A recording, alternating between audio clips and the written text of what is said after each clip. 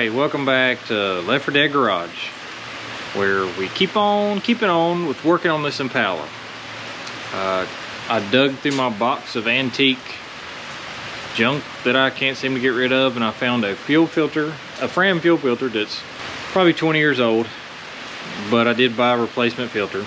Got to make a bracket. I'm halfway into that, so I have to get you caught up there, but little by little, checking things off the checklist. Kind of dragging my feet on this distributor because I'm hoping I'll find a deal on the MSD setup. I really don't want to waste money on this points distributor. The vacuum advance is bad, it needs points. At that point, I'm $50 into a distributor I don't want to run. So I got a swap meet coming up next week, I think. Fingers crossed, might find something there, but I'll show you what I got going on. And also found a mass hoard of extra plug wires. Anybody need any Top Fuel Hemi MSD plug boots?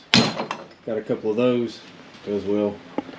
I used to work for a guy that had a Top Fuel car, so somewhere around here I have a very exploded piston. Oh, here it is. Here you go. That's a 500 cubic inch nitro methane time bomb.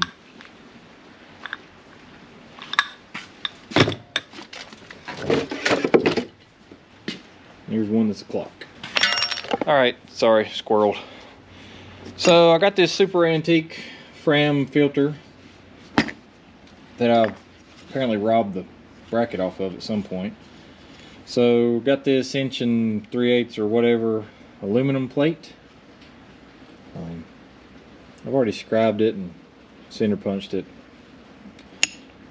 for center on center for these 5/16 bolts. These are even safety wire drilled. Fancy.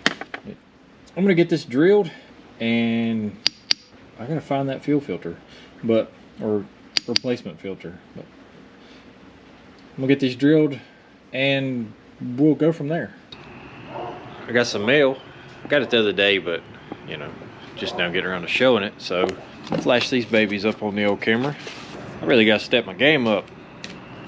This fella sends a complete thank you card.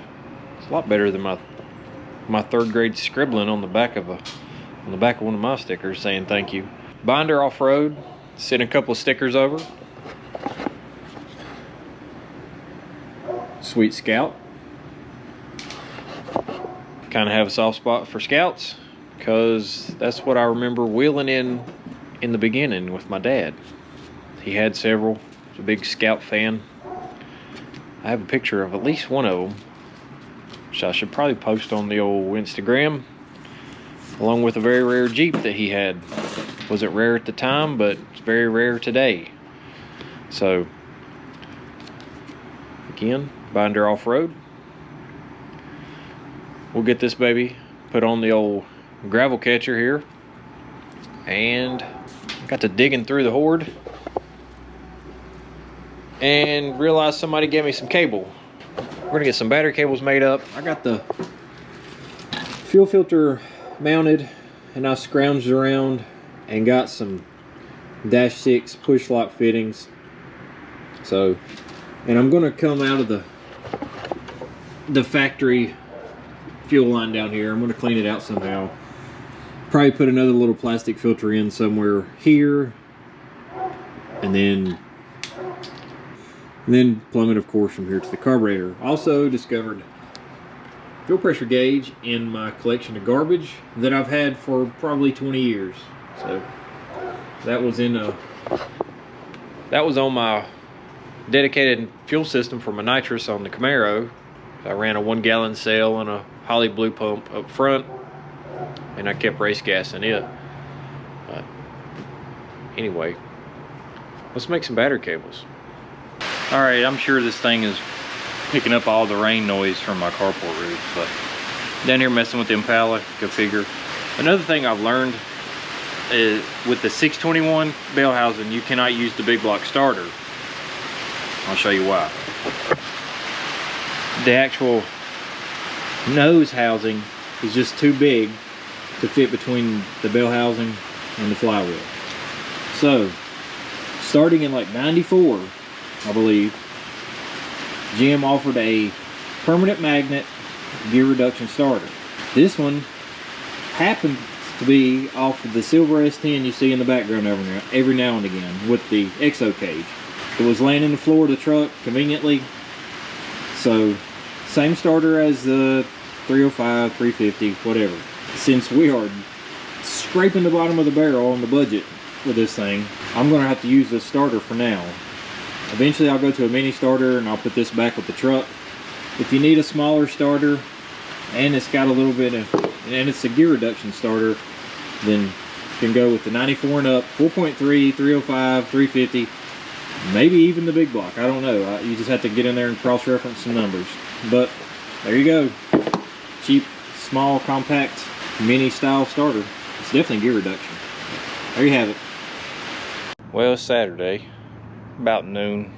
I actually had to work today, so can't complain about that Saturday pay.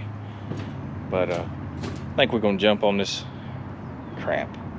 Just realized I didn't take the steering shaft to work on it. Anyway, I'm gonna jump back on this car, do distributor. I finally just bought all the stuff to kind of rebuild that points distributor. We'll find MSD stuff at some point. It ain't like a make it or break it, but running out of time to get this car going. So I'm gonna jump on distributor, get all the new points and condenser, vacuum advance and all that put in there, pull the HEI out, drop the points distributor in, finally go ahead and bolt this carburetor on. What else have I done? Got coolant put in the motor, all the plugs. Got all my sensors and plugs in the cylinder head, all in there. Fiddled with a little bit of wiring. Got my battery cable built. It's hanging in the building, so I can try to get all the kinks out of it. I was gonna ride the motorcycle today, because I mean, man, look at today. I mean, can't really beat that. But by the time I did the math on 40 degrees, 60 miles an hour, nah, maybe another day. Let's jump on this distributor and get it freshened up, and we'll go from there. All right, new vacuum advance, new condenser, shop's a wreck, I know. New points. All right, let's go pull the HEI and drop this baby in, maybe do some wiring. Alrighty, we're back to the 1865 point style distributor. Got the carburetor back off. We're gonna build some plug wires. Plug wire crimpers. And get some wire dikes. These are Moroso crimpers. The jaws are replaceable. Somewhere in there I have weather pack crimpers, but they ratchet. They strip the insulation and they crimp it. And these may not work. 90-degree boots. I want to go down and under. Spray silicone, by the way. It makes putting these plug wires together so much easier. Alright, when I pick a plug wire, what I typically do is try to get the shortest ones to go the furthest. Simply because I'll probably take the longest one and try to make the shortest wire, because you could have this much left over and that's a spare plug wire. So I try to have as much left over as possible. That way I can build another plug wire if I need to. You gotta fold that over. I don't know if you can see this. Fold it over, put it back behind there. These 90-degree boots are terrible. Like, this is gonna be a problem. I can see. That's a burner wire in a heartbeat. And you just lock her down, Judy. Well, it's attached over here, but you have a crimp. Put a little more of this junk in there. It'll dry, by the way, so just Put right over 1843. There you have it. This 90-degree boot. It's terrible. That is a burnt plug wire waiting to happen. The budget says we must use them. We'll roll number 1 on that one. We'll get them all situated later, but I'm going to work on these and, well, you know. Alright, plug wires are done. I still have to do the coil wire. These are still kind of messy. Of course the dog will bark. I got fuel lines on, rubber hose from the carb to the fuel filters there. Realized I didn't have a coil, but then I remembered I bought one for the Will It Run 6-cylinder. Still have to find a distributor hold down. I've lost that somewhere. And in my quest to cobble together plug wires, which is a couple new plug wires, several used plug wires, one MSD boot, and I made 2 of the 90s work. So the only thing I'm invested in is one MSD boot, which I didn't even use the crimp part. I just crammed it on the Excel thing. So got those on, distributors in. It's at TDC. I was looking for something else and ran across this, which is a old circle track